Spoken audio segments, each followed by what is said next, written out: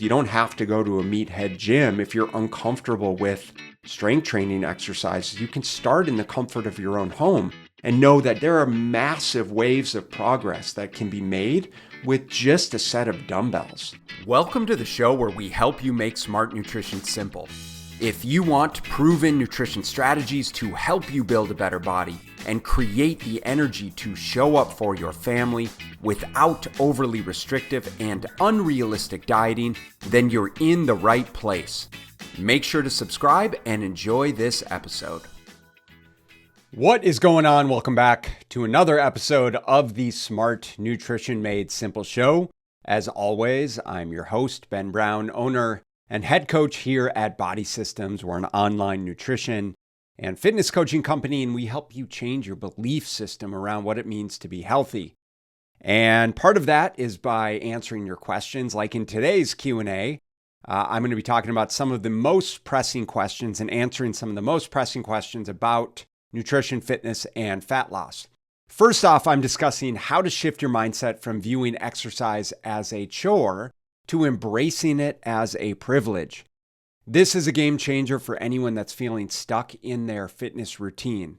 Next, we'll break down my honest conversations with prospective clients about the cost of hiring a coach. And if you've ever hesitated to invest in your health because of the price tag, you're definitely going to want to listen to this conversation. And finally, we can't talk about transformation without discussing diets. The good, the bad, and the ugly. We'll explore why some popular diets fail, my least favorite diet, you're definitely going to want to hear this, and how specific diets might even harm your health and fitness goals in the long run. So whether you're just starting out or you've been at this for a while, today's episode is packed with insights that could challenge how you think about exercise, investing in your health, and your nutritional choices, both short and long term. So buckle up, subscribe if you haven't already, and let's dive in. Sure. So how do we change our mindset around exercise? I've mentioned before that I see exercise as a privilege, where I know that there's a lot of people that look at exercise as a chore. And this is where it comes down to, first and foremost, setting realistic expectations and committing to exercises that you actually enjoy. Because there's no perfect exercise. Despite the fact that research claims some exercise forms are better than others, and we know that to be true for, fat loss or muscle building, at the end of the day, you've got to commit to something that you enjoy, first and foremost. And I think that the reason why people dread exercise has far and away more to do with the perception of what they think exercise needs to look like or feel like, or the environment that they feel like they need to be in, than actually finding enjoyment in the exercise themselves, right? So much so that we have the perception that we have to kill ourselves in workouts. And if we're not dead on the floor, sweating, exhausted, and sore for days, that it wasn't an effective workout, which is certainly not true. We're under the perception that we have to train a certain amount of days in order for it to be effective, which, depending on the person, that's certainly not true. 1 day is better than none. 2 days is better than 1. But 5 days isn't necessarily better than 2 or 3, depending on the person. And that's where, again, if we can determine what some realistic expectations are and understand that we all live on this spectrum of change, to the degree that for a lot of people, simply going from 0 to 1 or 2 is a significant improvement. And that we may not even ever need to worry about going from 3, 4, 5 exercise days per week, except that what we often see is once we start to drive that change, once people start to find enjoyment in the exercise, and they find this intrinsic value in realizing, okay, initially I was motivated by the fact that I invested in a program or a personal trainer or a coach, And that forced me to get to the gym to start exercising. But over time, I started to realize that I actually feel really good when I exercise. And it makes me more productive and I can think more clearly. And I love the way that I'm starting to look. And I like how I'm showing up for my partner or my family or the relationships. And I have more confidence. And so much so to the degree that now I want to do it more. I don't need to rely on the extrinsic motivation of paying a trainer. And despite the fact that maybe I still do that, I still love showing up for myself. I start loving the process. And now it might be something where it's, I want to go a third day. I want to go a fourth day. I want to start to experiment with new exercises. I want to start pushing myself harder. I want to look at maybe some performance related goals. And this is all part of kind of changing our identity and really rooting into the things that are going to help support the goals that we set, especially around fat loss, around body composition, around long-term strength, around long-term quality of life. It would be my hope that this would be for everyone. And then the last part really is the environment that we feel like we need to be in. Is you don't have to go to a meathead gym if you're uncomfortable with strength training exercises. You can start in the comfort of your own home. And know that just like the spectrum that I talked about, there are massive waves of progress that can be made with just a set of dumbbells in your house, just body weight exercises, just working out to YouTube videos, literally anything and everything that you can find some enjoyment of, and forgetting all of the nonsense of people that are poo-pooing, the fact that you're trying to be more physically active. But we still need to be honest with ourselves and say, listen, if I'm going to a class and I'm, banging a physio ball with some drumsticks, or I'm hooking myself up to the ceiling and bouncing around, like there's really limited effort and adaptation that's going to happen from those silly exercises. So if you love it, that's awesome. Do it. But don't be under the false impression that you doing minimal amounts of exercise in a fun environment is going to be enough physiological stress for you to actually make change. And at some point, you actually do need to put in some work and some elbow grease to actually create some change. Yeah. So what's the conversation look like with prospective clients or people that are deterred by the cost of hiring a coach or hiring a personal trainer or hiring a nutritionist?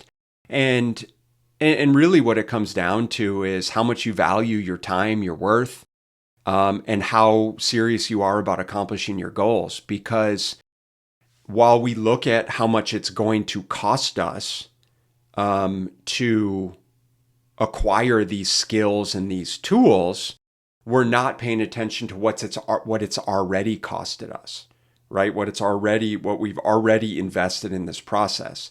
And that's what it needs to look like, is it needs to look like an investment. I am paying money to acquire tools and skills and habits that are going to support me and help propel me to my goals, right? That's an investment, just like a house is, just like hiring a financial planner, just like having a lawyer, just like having an accountant, just like going to college is an investment, hopefully, into your future self-worth and profession. That's what hiring an expert in the field of exercise and nutrition and wellness does for you, to the degree that it's literally going to help you shorten the gap between where you are now, where you want to go, and really help shine light into the blind spots that are keeping you stuck where you are.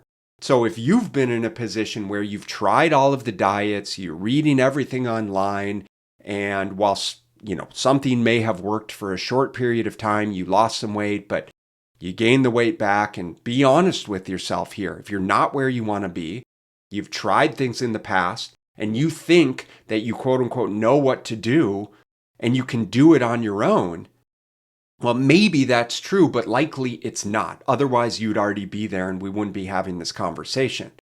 So instead, it's actually changing your mindset and looking at how can I actually pay to shorten that gap? How can I actually pay to increase the energy and the efficiency of accomplishing these goals from someone that's already been there and done that before? That's the conversation that needs to be had. And moving away from looking at it as this is what it's costing me to this is what I'm gaining by investing in this. The worst diets, hands down, is Optavia. Hands down. Any diet that has you not only aggressively restrict calories, but also aggressively restrict physical activity is a ridiculous diet that is setting you up for disaster long term. Evidenced from the number of clients that we have had who have leveraged that or tried to leverage that dieting methodology in the past. It is immoral and inappropriate, in my opinion, that there's medical doctors that are supporting that dieting methodology and not actually encouraging people to learn how to eat food, real food, how to plan and prepare for success, how to move their bodies in ways that are actually going to help them change their body composition and not just contribute to literally starving them to the point where they're actually losing a heck of a lot of muscle tissue in the process, which is setting them up for metabolic disaster long term and more problems down the road. Again, we see this time and again with clients. So certainly Optavia, one of those. And frankly, I don't pay a whole heck of a lot of attention to diets. I just don't care. I think we're all free individuals who can do whatever we want. And I think that there's a lot of tough lessons that need to be had for people that think that there is a quick fix to the weight that they've been struggling with for a lifetime. And unfortunately, people need to go through this insane cycle of dieting over and over and over again until they actually get to a point where they realize that it actually is the definition of insanity of doing the same thing over and over again and expecting a different result, right? Whereby they know they need to look at doing something differently. And as challenging as that is, they have to be in that what we call valley of despair, where it's like the only way we can go from here is up by virtue of actually changing that cycle, changing that feedback loop and the patterns that we've been lost in over years and years and years. And that's when oftentimes we have conversations with clients around, okay, how do we start to realistically dig ourselves out of this? So you name the diets. I don't really know. I don't really care that much. I think it's not worthwhile to spend time talking shit on those despite Optavia. Because people are going to do these things anyways. And because, unfortunately, there's a lot of really seemingly smart people that are positioning these diets in a way where it's really hard to not sound intriguing and not sound like it's something that's going to be effective. But at the end of the day, you got to look at it and say, if this isn't something that I'm going to still be doing in 6 months or a year or 2 years or 6 years, then it's not something that's going to be appropriate for me to do right now.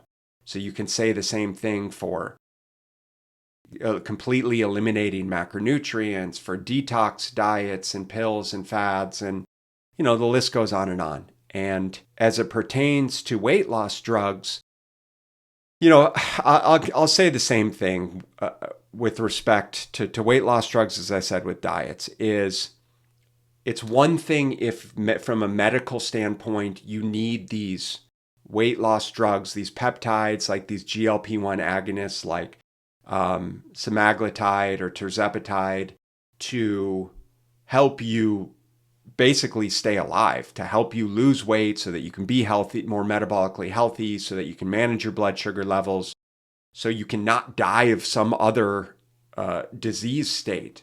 Like, that's amazing that we have that type of medical intervention.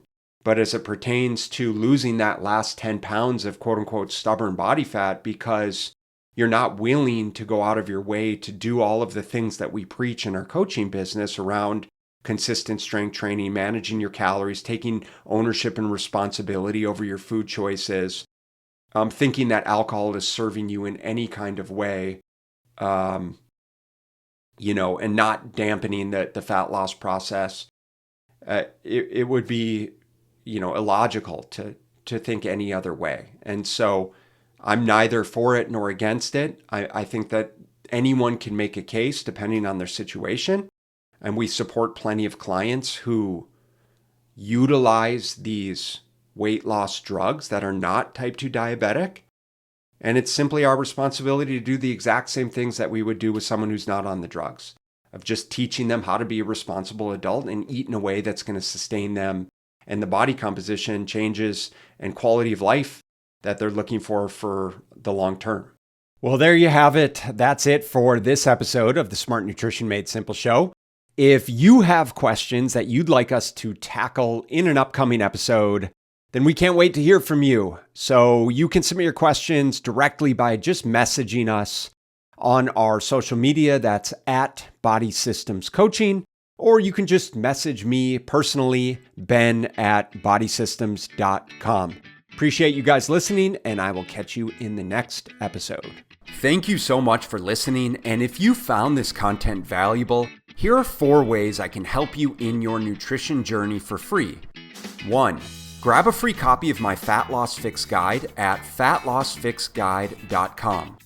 2. Join my free group at smartnutritionmadesimple.com. 3. Subscribe to my YouTube channel at smartnutritionmadesimpletv.com. 4. Leave a 5-star rating and positive review so that we can gain access to more nutrition experts ready to share their knowledge with you and ultimately help more people make smart nutrition simple.